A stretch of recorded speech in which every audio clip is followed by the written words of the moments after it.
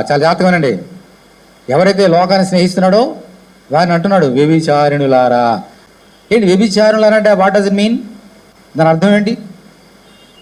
ఒక స్త్రీ, పెండ్లి అయినటువంటి స్త్రీ, వినండి, పెండ్లి అయినటువంటి ఒక స్త్రీ పెండ్లి భర్తని దేవుని దగ్గర ఒడంబడిక చేసుకొని భర్తగా చేసుకున్నటువంటి భర్తని మోసం చేసి పరపురుషుడిని స్నేహించి అతనితో పాపం చేసిన వారిని వ్యభిచారిణి అంటారు. నేను కూడా నా యేసుని ప్రేమించకుండా ఈ లోకాన్ని స్నేహం చేస్తే నేను ఎవరంటమ్మా? వ్యభిచారిణి. ఎందుకని? యేసుక్రీస్తు ఎవరు? నాకు నా భర్త.